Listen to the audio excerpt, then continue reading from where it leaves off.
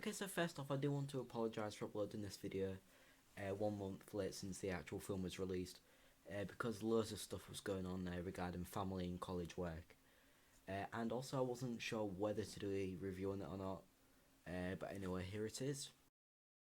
You know, my father sat me down right here, told me what Wayne Manor was built on. They were hunters. I'm older now than my father ever was. It's my legacy.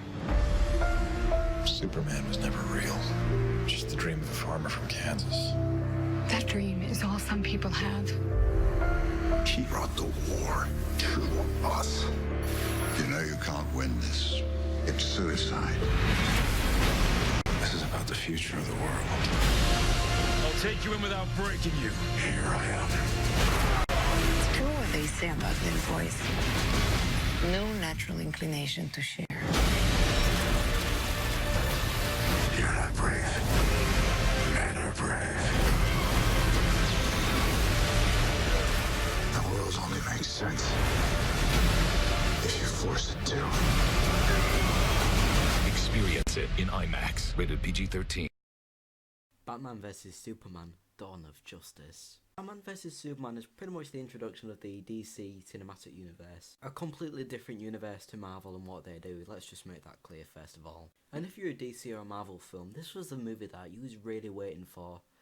And it's great to see these characters come into action. I mean, it's Batman vs Superman, what could go wrong? Okay, so let's talk about the storyline first of all. Okay, so during the start of the film, we see Bruce Wayne in Metropolis during the fight at the end of the Man of Steel, and pretty much destroys everything in its path, for example buildings and people.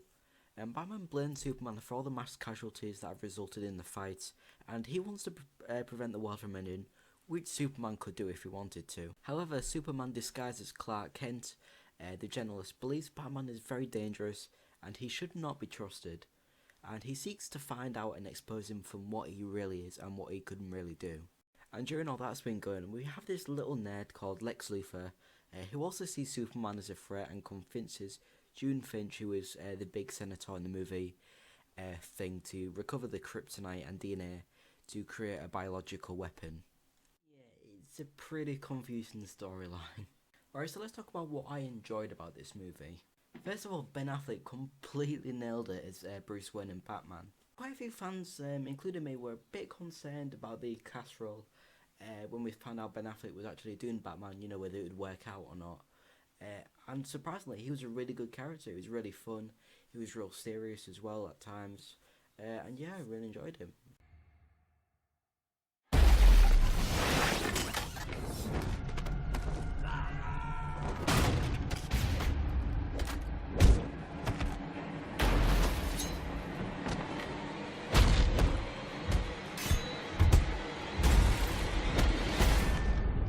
I also enjoyed Jeremy Irons as Alfred, and Gal Gadot as well, or Gadot, I can't remember how you pronounce her name, as Wonder Woman. I did enjoy both these characters, they were both fun, and once again both enjoyable to watch. Also, the producers stuck to the original theme of DC, for example all the other Dark Knight films, that kind of thing. It's really dark and mysterious, and that's what I like about DC compared to Marvel. Marvel are more entertaining, that kind of stuff, but DC are more straight and serious to the point. Also, the final action scene between Batman vs Superman at the end was fantastic. I mean, literally, in that scene, a load of stuff gets down, and it was very thrilling to watch. I mean, in that scene, Batman must have killed at least 100 of people, but it was still entertaining. Power can be innocent. That was literally the only entertaining part of the movie, because the rest of it was sloppy. Okay, so let's talk about the things I didn't like in this film. First of all, the pacing. Okay, so the movie was at least 2.5 hours long, and I have never been confused in a cinema, like, in my entire life before. Too many things and plots were happening beside the main plot of Batman vs Superman, and it was so confusing to understand. I mean, there were literally at least 5 additional plots happening in this film, and I just remember my head was literally exploding halfway through this film. Like, what on earth is going on? Who's that?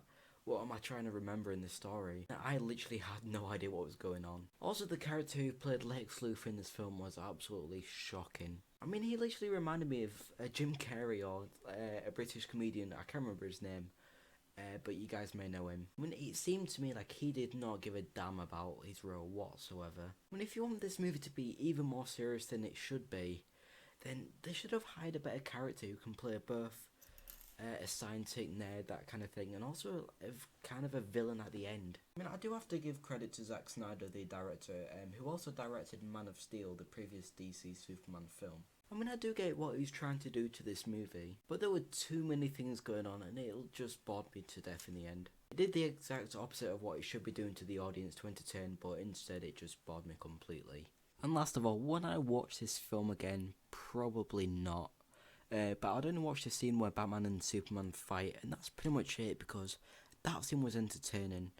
And for that reason only, I'm going to give Batman vs Superman a very sloppy and disappointing 4.5 out of 10. There you guys go, that was my review for Batman vs Superman.